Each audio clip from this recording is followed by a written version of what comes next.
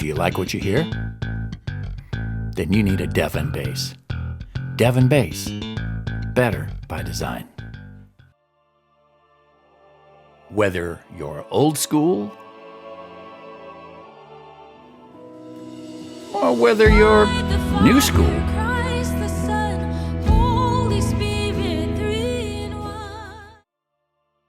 we discuss it all for the only one that matters.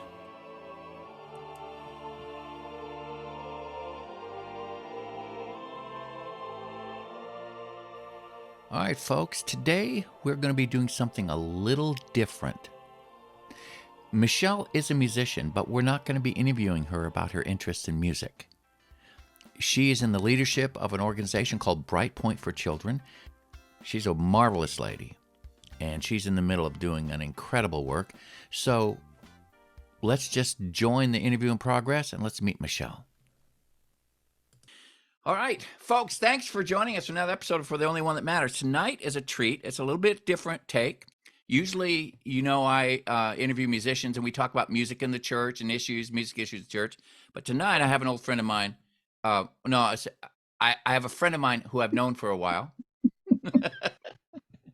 And she is a musician. She sings, but she's also involved with an organization called Brightpoint for Children, which I think is worth a mention and a chat about. I've had the pleasure of doing some work for her, and I'm impressed with what I see. So we're going to chat a bit about this. It's a bit of a passion project for her.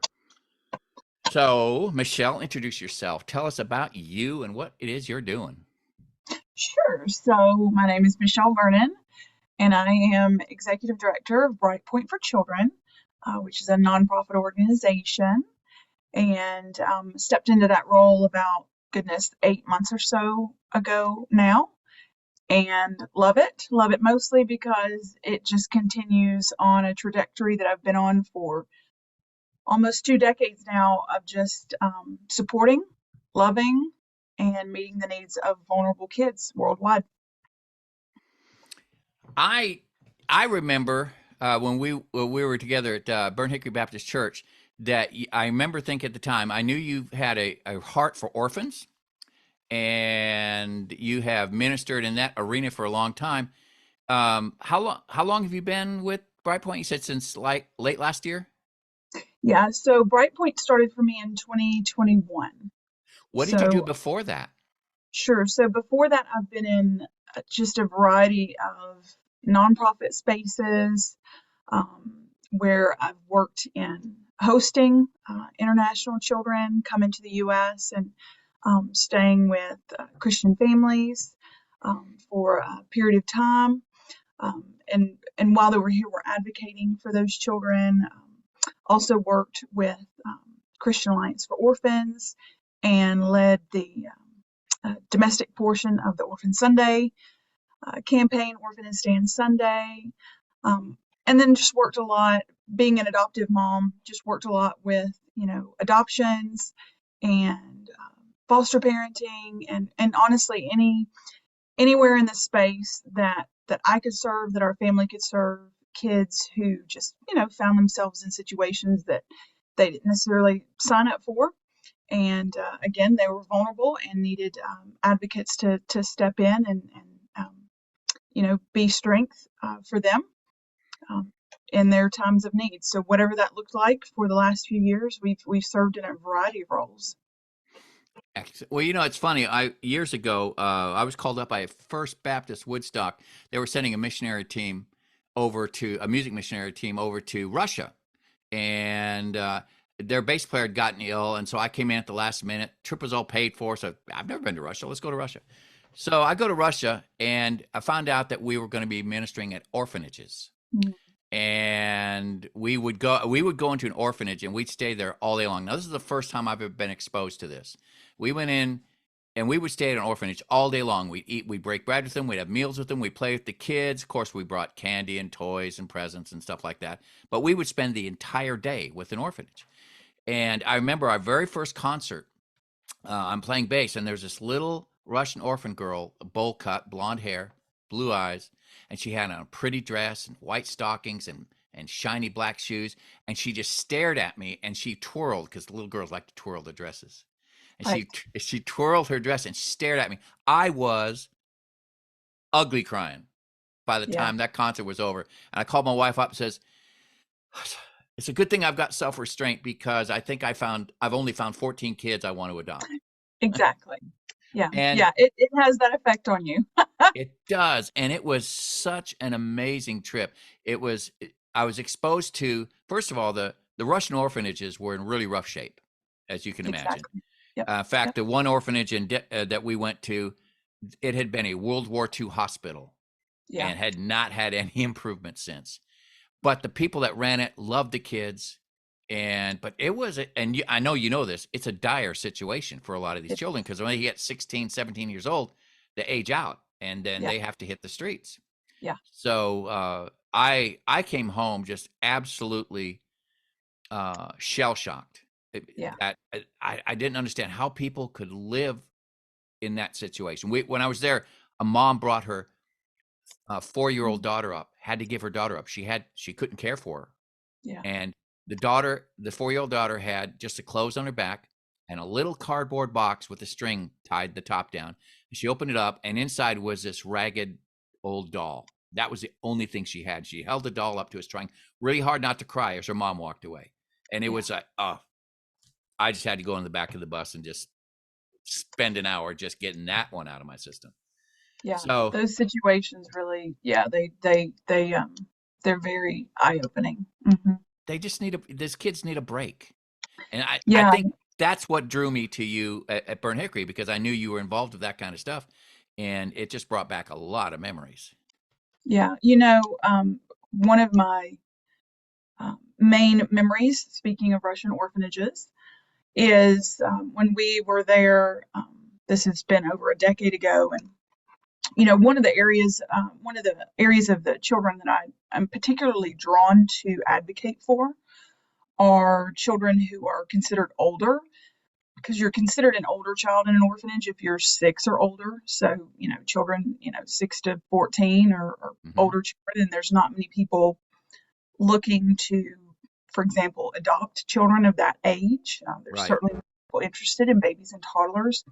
And so older children, but also children that had special needs, medical Hmm. needs, because again, files can read really, really scary when you haven't seen the child in person. And Right. on this particular trip, again, you said it. I'm a singer, so I tend to sing songs to the kids or just be humming a tune. And this particular day, there was a little girl. I could see as soon as I saw her that she had some type of medical need. And so she was pretty standoffish um, for while we were there, but I just kept sitting there calmly, quietly, and I was humming a song, and she kept inching closer towards my chair. And eventually she was sitting right at my feet at the base of this chair. And so, being the maternal person that I am, I just kind of started, just stroking her hair, and she was sitting right next to me, and I just kept humming. Mm. And eventually she stood up next to me, and she was just right next to me. Eventually, and she's, I think, 11 years old at the time. Eventually she stands up, she comes over to sit in my lap, and this all took probably, well over 30 minutes. Sits with me, I'm humming, she puts her arms around me, and I'm just sitting there holding her, just trying to meet that need for her at the moment. And she says some things to our translator who's in the room. And of course, I don't understand it because my Russian is quite minimal. And and I could tell that the translator was struck by what she said to her. Now, again, because of her medical need, it was a little difficult to understand her. It was facial paralysis, and so you use a lot of muscles just to speak and speak with clarity, your words. And so she was having to really lean in to understand what she was saying. Mm. And then the Russian translator, and Russians aren't necessarily ones to show a lot of emotion.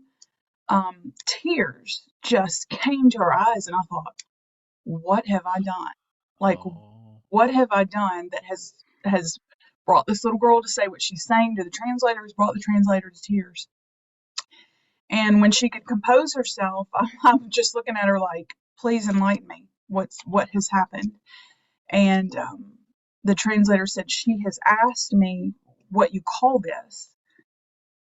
And I said, I don't understand what you mean, what you call this. She said, she's asked me what this feeling is that she's feeling. Sitting with you in this moment, she has no idea what it's called. And I just told her that that's what love feels like. Oh, And if you oh man.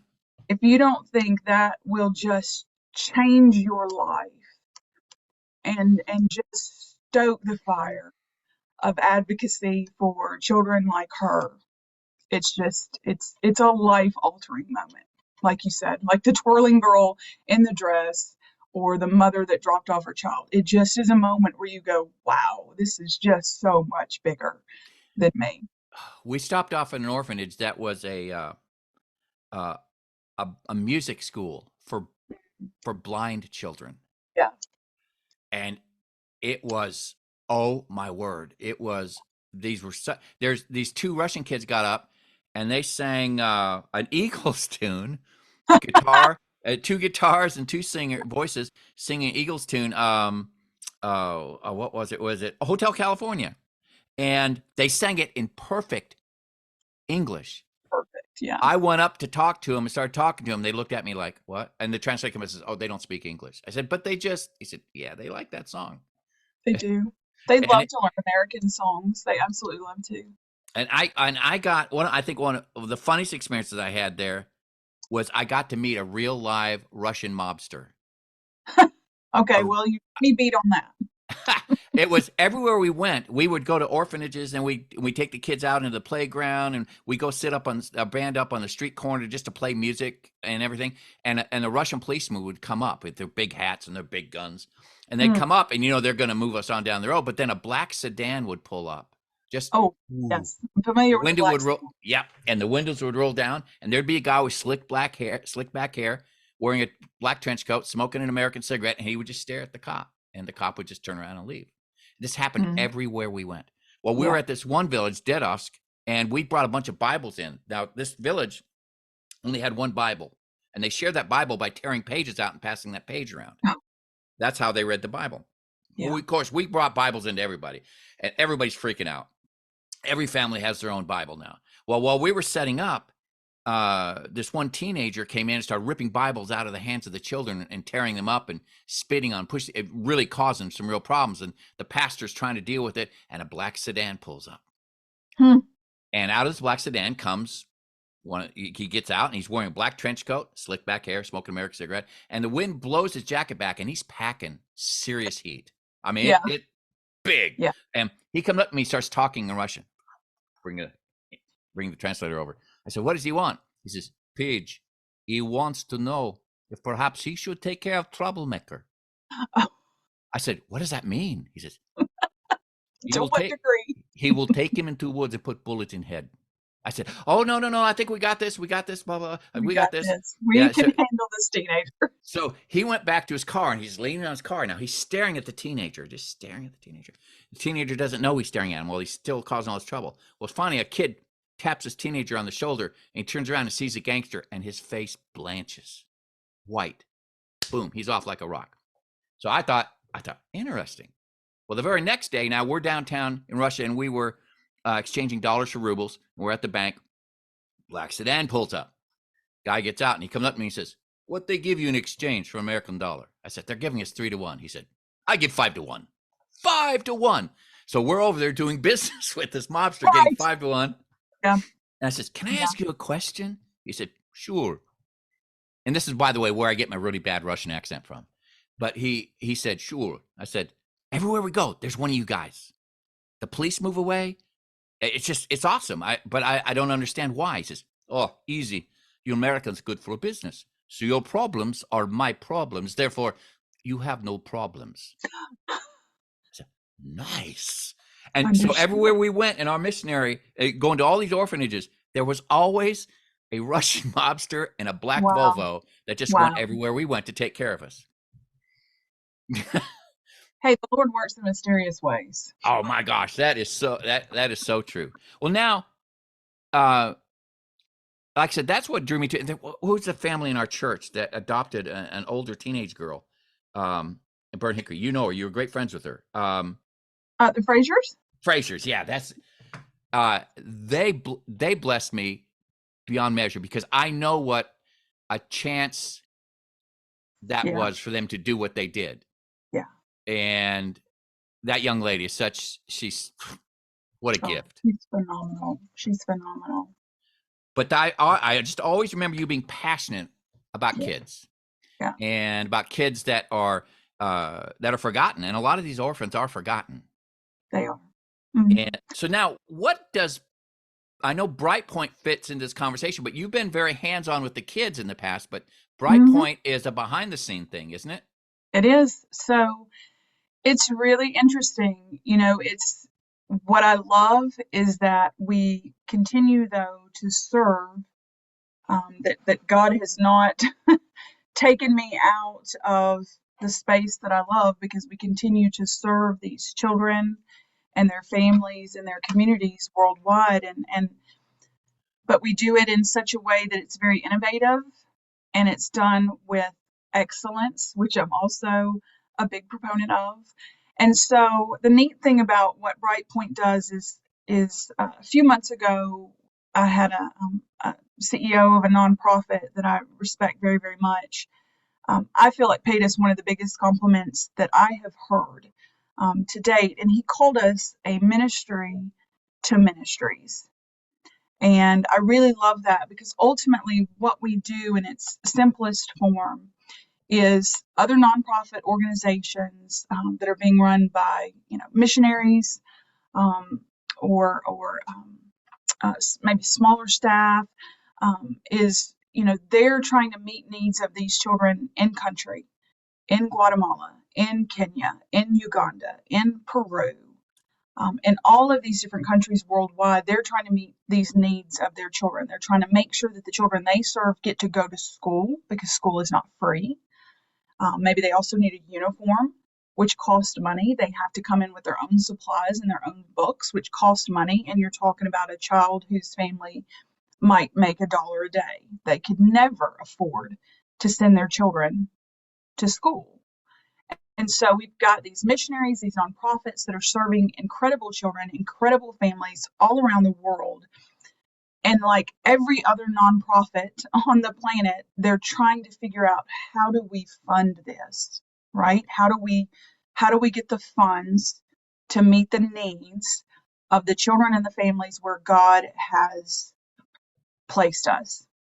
And so what we have done over the years, and did almost 16 years ago now, is built the infrastructure for child sponsorship. Um, all of the processes, all of the repeatable processes, all of the software, everything was built from scratch, again, through our two co-founders at Brightpoint, to put child sponsorship into the hands of these small organizations, these missionary run organizations, who it is not their mission to figure out how to run a child sponsorship program. Their mission is to meet the needs of children. And Hmm. so Brightpoint's mission is, you know what? We're going to make that possible for you. And you can have a very well-run sponsorship program. You can have the type of innovation, the type of um, uh, things that you see in other well-known sponsorship programs that might come to your church or you might see presented as a concert. You can have every single one of those tools for yourself, for your organization. If you want to use the child sponsorship model, we're going to make that available to you. And you worry about meeting the needs of the children, and we'll worry about all the administration processes that need to happen behind the scenes for those to be run with excellence. And so that's kind of where the ministry to ministries comes into it. We want to see these other nonprofits and these ministries and these missionaries successful. We don't want them to have to beg for money to meet the needs of these children. And nonprofits historically struggle to raise the funds that they need. And so, if this model will work well for their program, and we talk through that. We have tons of resources. We just talk through 16 years of running sponsorship programs to figure out, is it right for you? Is it right for your program right now? Is it the best fit for you?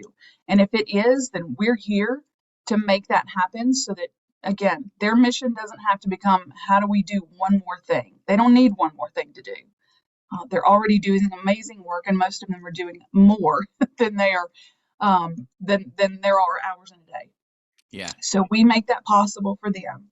And so we're running child sponsorship programs for right now 20 different organizations. And the really neat thing about that is we're not doing it visibly as Brightpoint for Children. We do what's called white labeling it, so that everything about the program 100% aligns with that organization.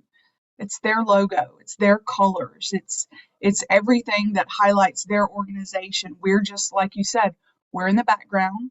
If we do our job really well, we do it invisibly. And so that they are always, seen as, this is the program that we're supporting. We don't ever want there to be any confusion, Right. as to Brightpoint's role for their organization, because we're an administrator for them, is what we become. Mm-hmm.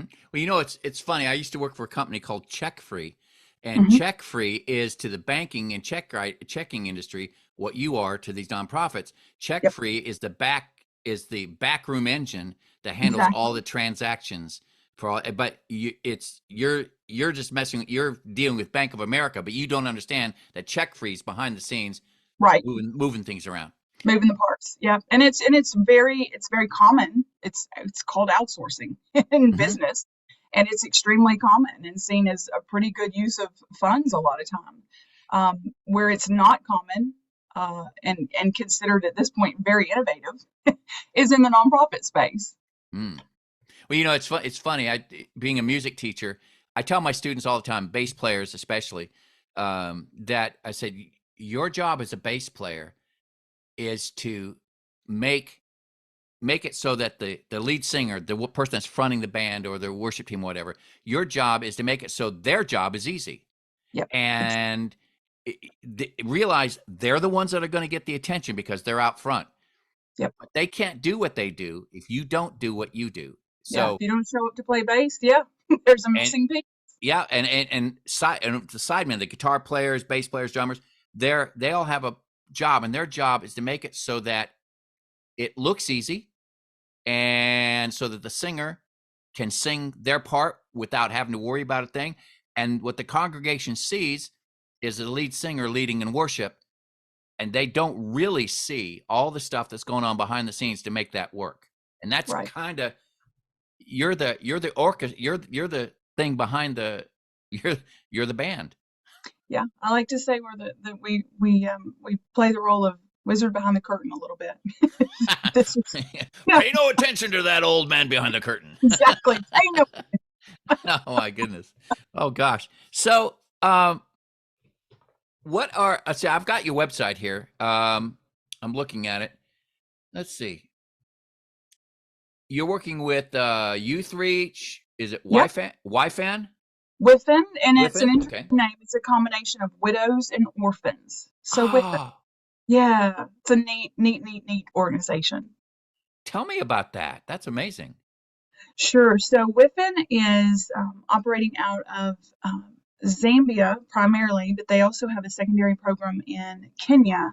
And so, yeah, it's a unique name because it's a very sort of unique program that they have where they're serving Right? orphans, making sure that they are being educated. They actually prioritize what we in the orphan and vulnerable child space call double orphans, which is a child who has lost both their mother and their father. Oh, And so they prioritize those children to get an education.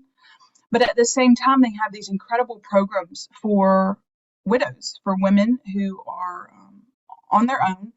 They can learn to make jewelry, for example, that they can then sell at the market to have a way to sustain, themselves and their household. During COVID, it was pretty amazing because they didn't have the markets to sell in. They did such a neat pivot, and all of a sudden, everybody kind of needed to learn more about farming and gardening. Right? And so those women who were in like the jewelry and basket making classes to go to market, they didn't have the markets to go to. So suddenly they pivoted with everybody else in the world and started uh, learning more about gardening and farming and harvesting and getting the right amount of water and ultimately we're part of those crops that resulted from those efforts. Number one, could feed the children in the schools, but number two, the extras, then they could take the extras and sell at market because there will always be space for having additional food and market, especially things like that. So that's a really neat organization that again is one of what I would call Brightpoint's legacy partners. Been one of their partners for many, many, many years, going back to I believe 2007 or 2008 that we've been supporting that program. It would seem to me that a program like that, it would be a nightmare to be centered in Africa and not have feet on the ground in America where the wealth is, and to be able to try to deal with that. So I mean that's where you're really important. Right. And that's, the leadership of an organization, their board, all of our partners have a board who's based here in America with their 501c3 that is also based here in America. So, these boards play a really critical role of supporting all of these organizations. And then we get to come in and again, we get to be one piece of their ministry. For most of these folks, sponsorship isn't necessarily a huge part of their organizational structure. It could be anything from, you know, 10% of funding for their programs to maybe 40 or 50% of funding for their programs. It's different for each organization, Mm-hmm. but yeah, no matter the role that we play, no matter the size, we have programs that, have 100 children in them, 100 sponsored children in them, and we have programs that have over 3,000 Wow. sponsored children, and we manage both. We don't say you have to have a certain number. Mm-hmm. We really look at it as who could best use our support, who's this going to work best for. Well, and you're coming alongside the little guys, the Yeah. big guy, and they're the ones that the thought. Or just think about that scriptures in Matthew when he says, "In the day of judgment, God's going to say, enter now in the joy of your Lord. When I was hungry, you fed me. When I was thirsty, you gave me water to drink. When I was naked, you clothed me." And they'll say, "Lord, but when did we do that for you?" He says, "Oh, when you did it to the least of these, you Yeah. did it unto me." Yeah. And I've always loved that verse, don't despise small beginnings.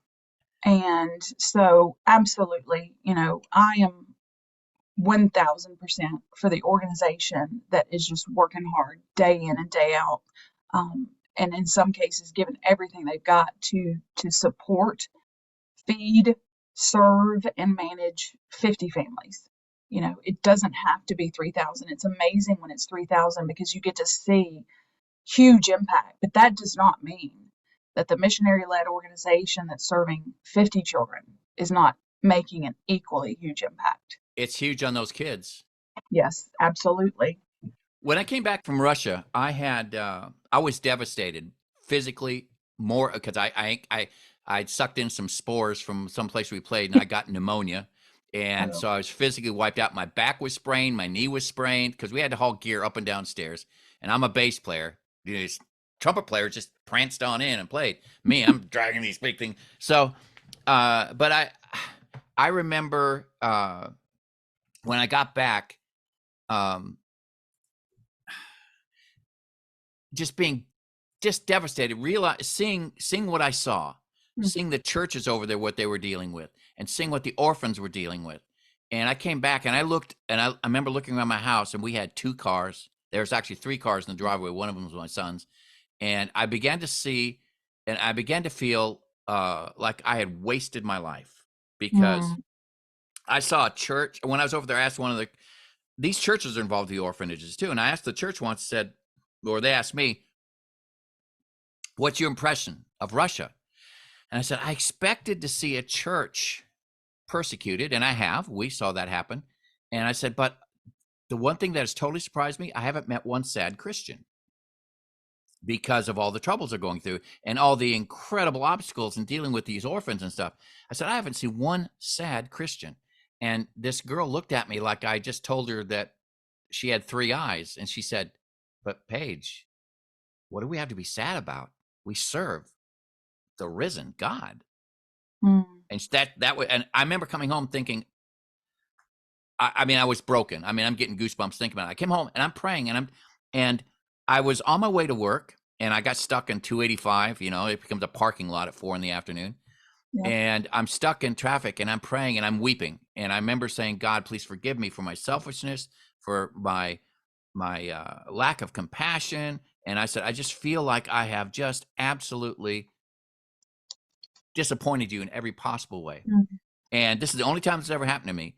But I think I had a vision. I don't know. It was really weird. But I was in the judgment day in front of God, and there's Jesus on the throne way up front, and I'm in this crowd of millions, and he's calling people out. And it's that well done, good and faithful servant moment. And in this, wherever I was crying, I was weeping, tears are going down my face, and I bowed my head because I didn't belong there. I just did not belong there. And I hear him call my name, and he goes, Paige. And I don't look up. He goes, Paige. And I remember looking up and seeing his face. It's funny, though. I've had 3 dreams about Jesus. I can't remember his face in any one of them. I'm assuming he's Jewish. Mm. But he's looking at me, and he points over to his right, my left. He says, well done. I look over there, and there's my son. Now, my son wasn't married yet at that time, but I'm seeing my son and a wife, and behind him, untold thousands of descendants Mm. that are believers. And Jesus is going, oh, well done.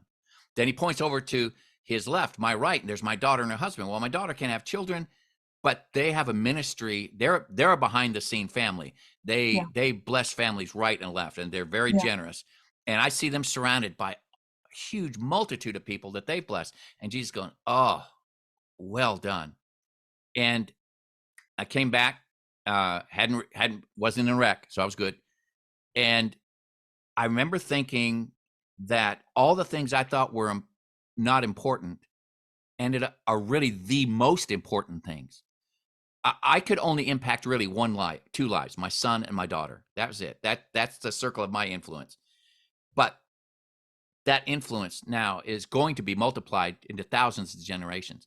And what I like about your program is that you don't ignore the little guys. So they don't have 3,000 kids they're working with. They only have 50. Yeah. Each one of those children can change the world. 100%. If you can touch one, then you've touched 100. Because they will never forget the kindness is done to them. Well, and all of these organizations, just as we are, we've got our 5 core values, and we begin with being Christ-centered. And these organizations that we work with are the same. They're all faith-based organizations. So these children, it's not only about school. It's not only about nutrition. It's not only about, healthcare and medical care. At the end of the day, these are all, ways to improve a child's life, yes. But at the end of the day, they're also hearing the message of Jesus. They're experiencing discipleship. They're being loved with the love of the Lord. They're being loved unconditionally. Their families are being loved unconditionally by these programs, by these people, both the leaders here in the U.S. as well as the boots on the ground in country. And so all of those things are fantastic, and none of us would disagree with that.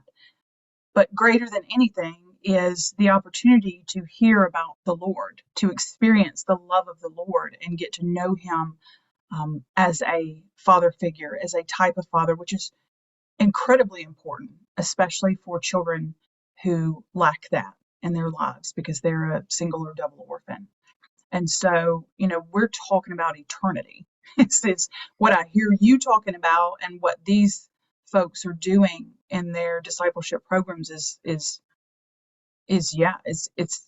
these are these have eternal implications, the work that Yes. they're doing right now. And like you said, and so for generations behind this one sponsored child, what does God have in store Mm-hmm. in that child's legacy? We can't know that. And we I won't be here to see it. But we can advocate and do everything we can right now to position that to happen. Think about, it's when we go through death's door into eternity in the presence of Christ, we're gonna leave time behind, all right? Because Yep. time is a restriction that we have to deal Yep. with now. But when Okay. when we get to where God is, no time. And I have a very vivid imagination. I think in terms of movies. I think Hmm. I think like a movie, Such an and artist. yeah, and it's a curse because there's some stupid movies that show up in my head. But it's like I had a dream once where I was recognizing the the moment for what it was. No more sin. No more of all these things that drag me down, that I hate about myself, and the things that make me so less than I could be here. Yeah. All that's gone. And for a brief moment, I felt the absolute glory of what it's like to be sinless.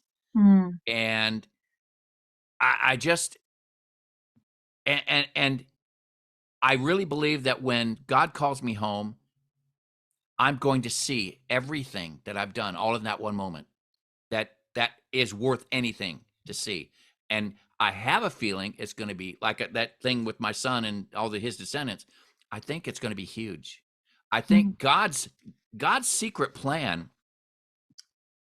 He is so wise, and he is so perfect in everything he does. The enemy would attack us, our health, our bodies, our spirits, our minds, and would think that we're not doing anything. But we touched this one life over here. Yeah. We did that one thing right. Now that Yeah.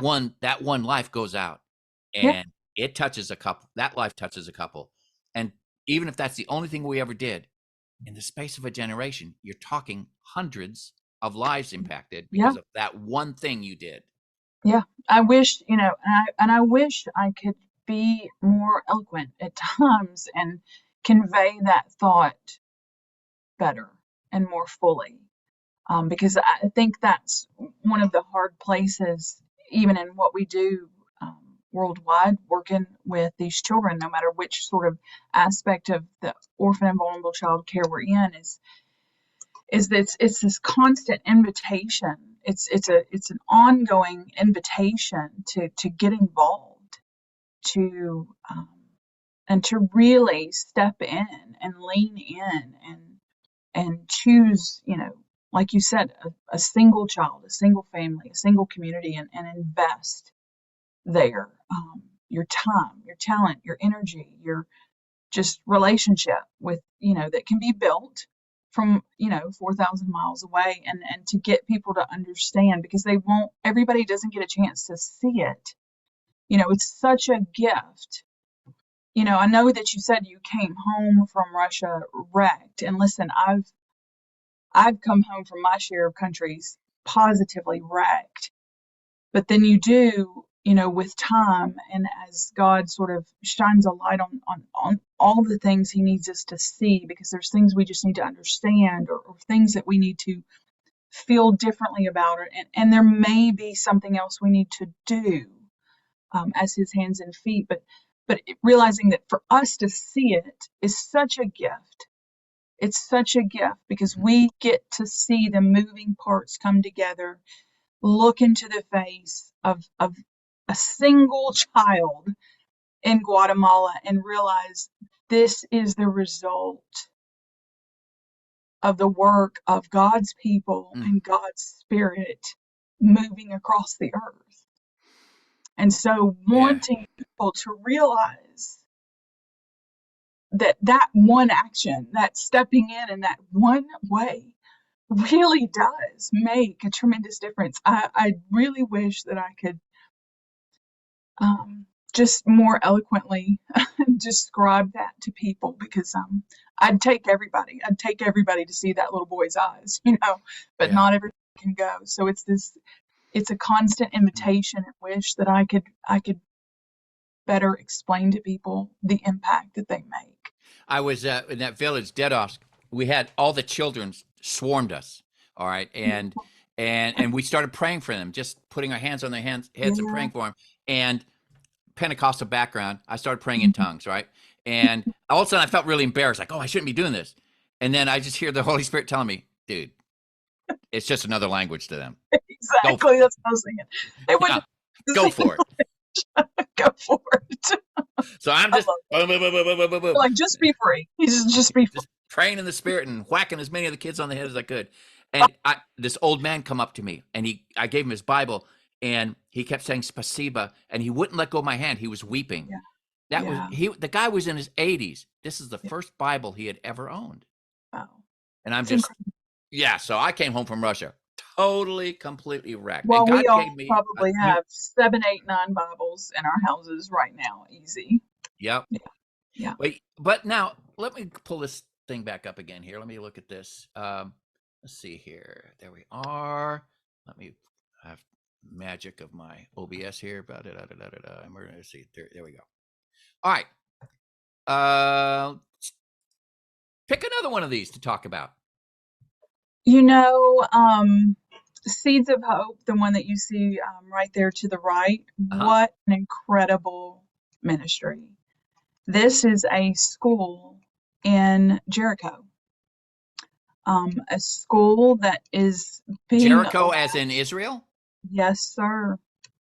Yes, yes. And this is a school where multiple different religions are coming together in peace, in unity, which is part of the mission of the school, is for all of these people to see that actually we can come together Mm.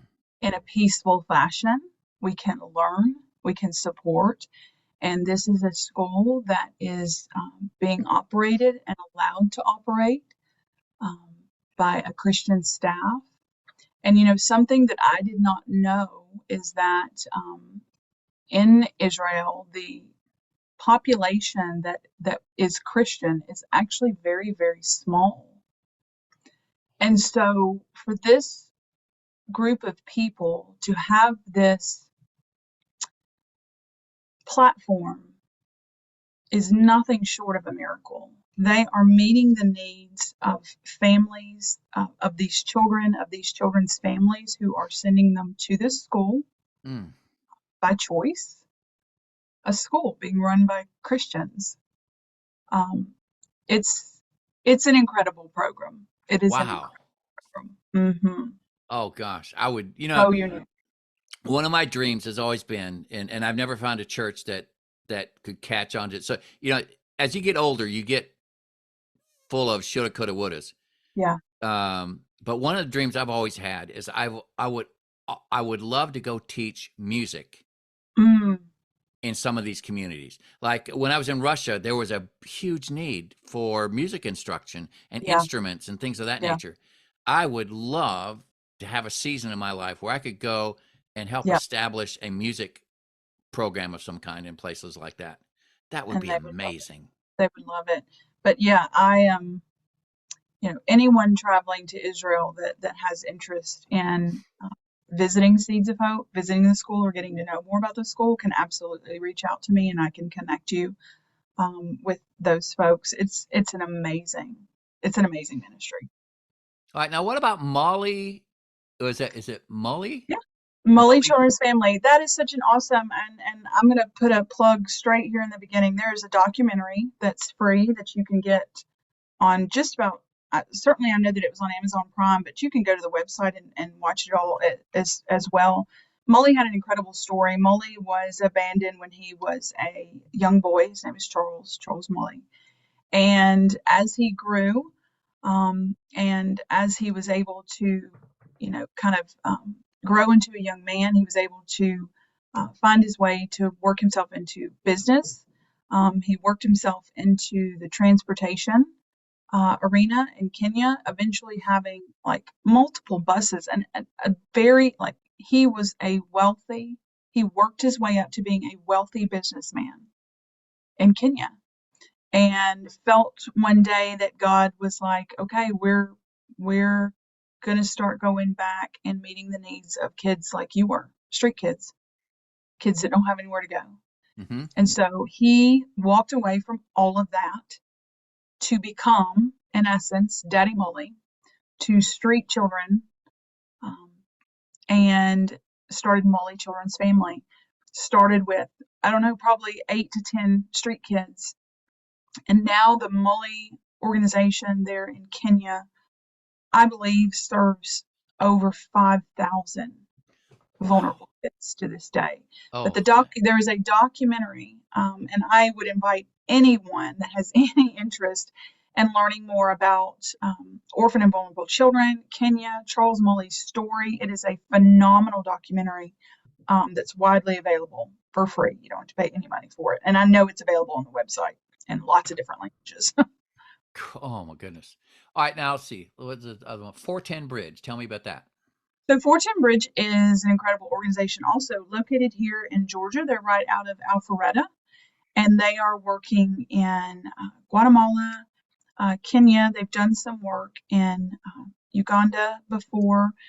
They've been doing some work in Haiti, but again, now they're a really interesting model in that they want to go in and support an organization, but not come in and set up shop and run things in a community. They come in strictly as up underneath as a support. They say to the community, how can we come alongside of you and what you know best what needs to happen in this community. We're not coming over here as some sort of people that think we know more than you do. You tell us what's going to work best in your community, and let us see if we can't come in and help and maybe put some programs in place that empower and strengthen the community, and not lead it to any sort of dependence on Western funds. That's extremely important to them because no one wants to go in and create an atmosphere of dependence.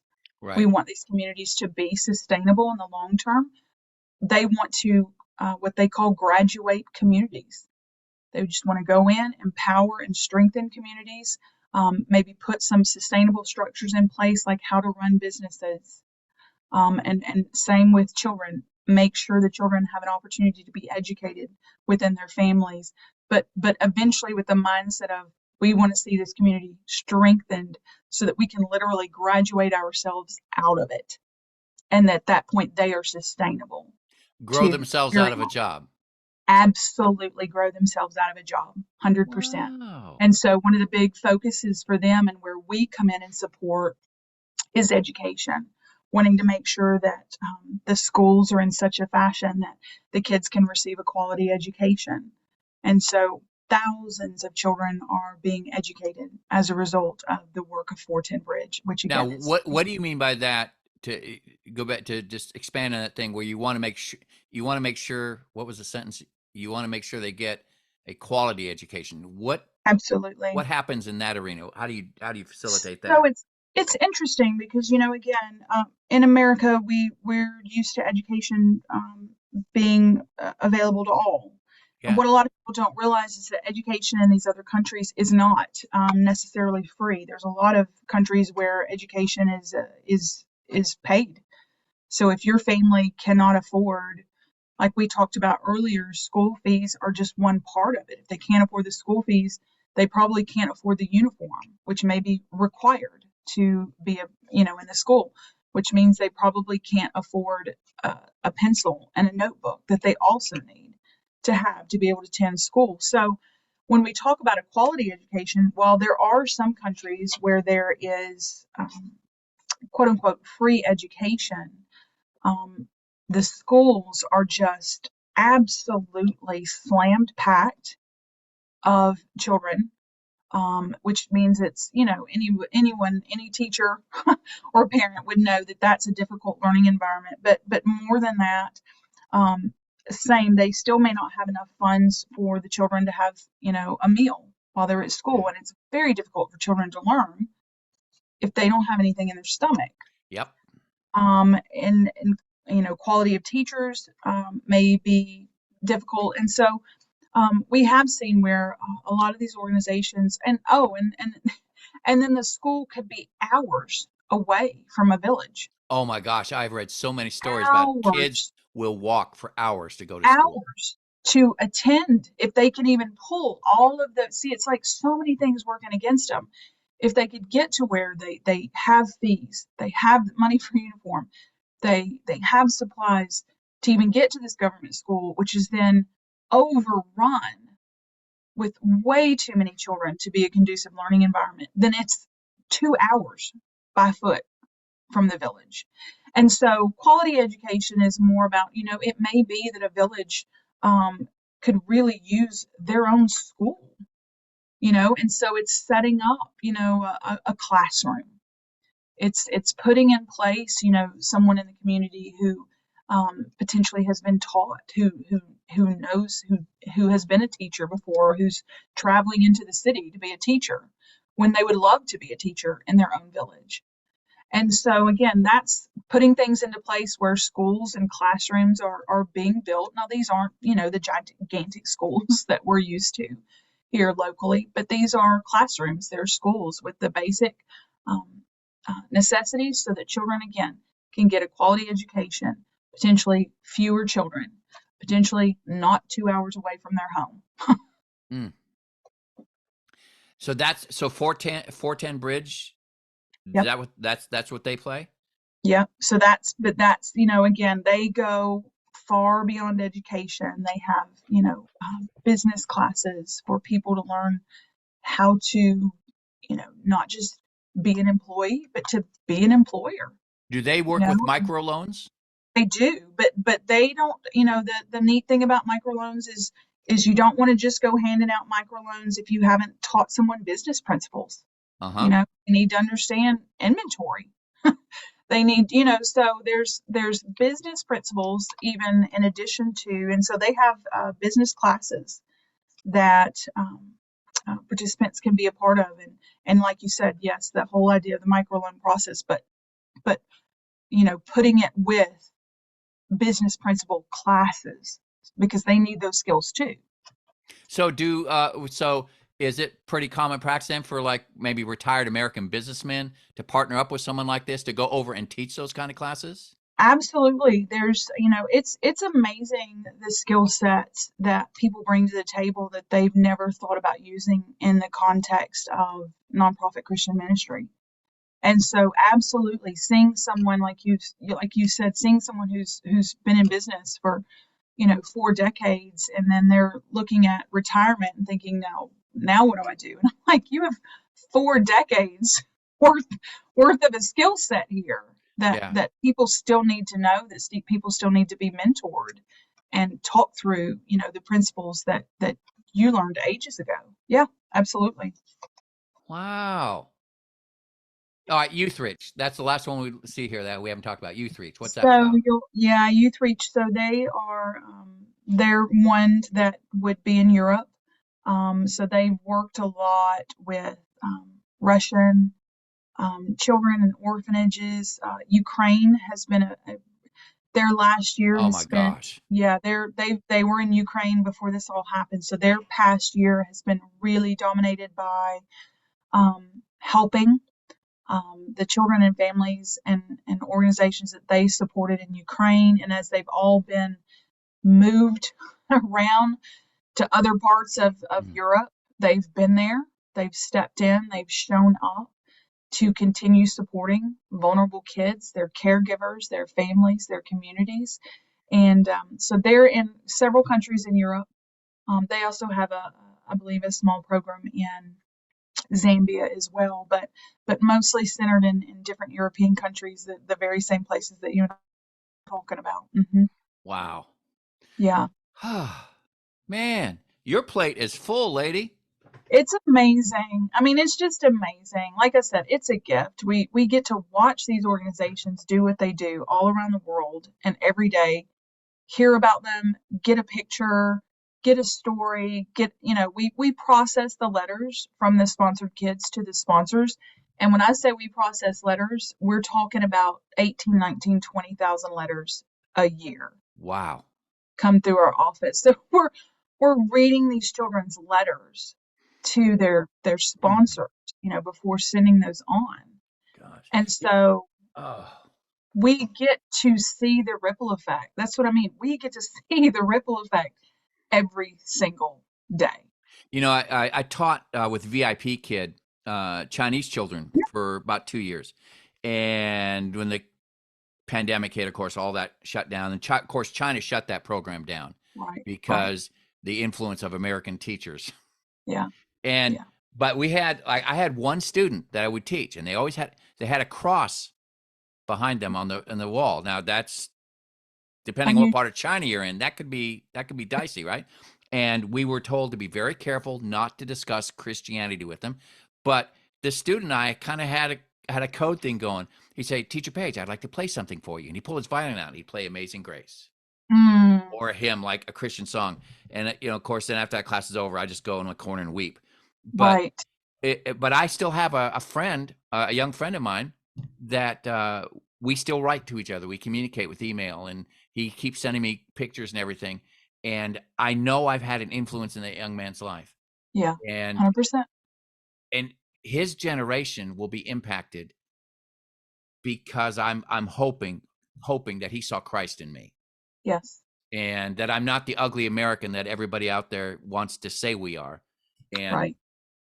that to me is another one of these things, byproducts of what you guys are doing, is that America, I believe America was raised up. I don't believe we're a Christian nation in the pure sense of that word, but we were raised up to be full of Christians who would do what you guys are doing. And we're a wealth generating nation. And for a time, we need this wealth is flowing through you out to these guys. And that, I just think, what is it? Esther said, "Who knows, but for a time such as this, I was born." Absolutely. Yeah. So you're in a good place. We're living in it, and I'm grateful. Well, I'm grateful that you could take the time to spend with me in this. I miss singing with you, and but I'm glad that we're still friends and we're still in contact. I would like to do this again sometime down the road and just get an update on some of this stuff. When I first started doing these podcasts, it started off just being as a vehicle so I could master some of the technology involved, because there's a couple little software platforms that I have to use to make all this nonsense work. And it started off just to be that and just to have fun, do stuff. And I'm all of a sudden it's like this last year, it's gotten bigger. It's gotten more important.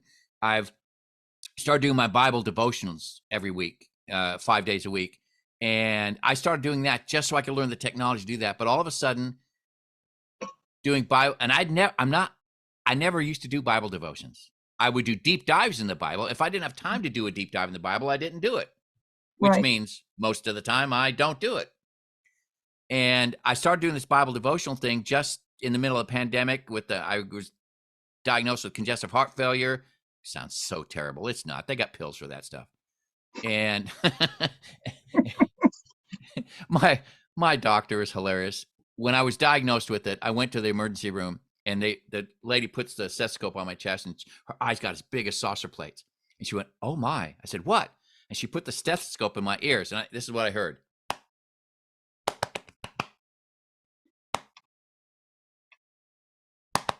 Like that. And I said, "Well, okay, I guess I'll go to the hospital. I'll drive." She said, "No, sweetheart. No. So I go to the hospital, and they put me through a battery of tests. Well, my Dr. Gandhi, he's from India, he pokes his head in, says, "Hello, I'm Dr. Gandhi. I'm going to be your cardiologist. It looks to me like you have congestive heart failure. I'll be right back." Then he leaves, and my wife and my daughter and me are in the hospital room. We're going, "What just happened?" He pokes his head back in the door, and he goes, "Ha, I was correct. You have congestive heart failure. No problem. We can deal with this. No problem. See me in my office Monday." So He started treatment, and they got it all under control. It was AFib was the underlying cause, and my heart muscle was weakened, but my heart muscle is stronger now. And so he calls back in, and like this is like last year, and he goes, Paige, I'm very happy with your progress of your heart. Your heart is very strong. I'm taking you off my congestive heart failure list. That hardly ever happens, you know. I went, yeah, well, God does all kinds of cool things, doesn't he? He says, yes, he certainly does. And he says, but I got some bad news for you. I said, what? He said, you know you're fat, right? I know. I wanted to look down and go, where did this come from? What? I was 180 pounds when I walked in here this morning. Now I'm 270. What?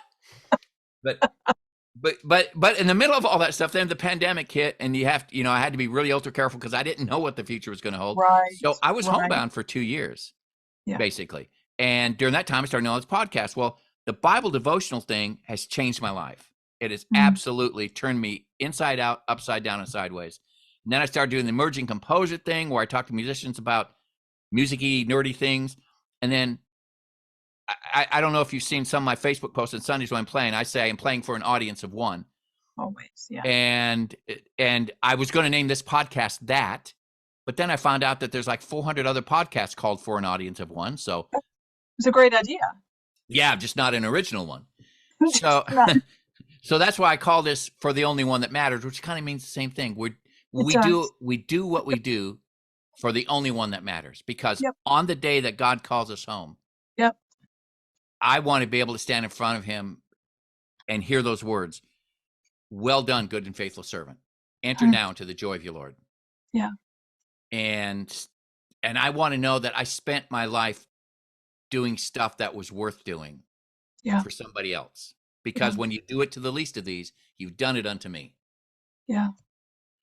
And that's where I'll close this off today, because you're an inspiration, and I appreciate you. Thank you. And I'm going to stay involved with you to some degree or another with all this stuff, because this gets my heart going. I love it. And I guess if you got congestive heart failure, that's a good thing. And that's a good thing.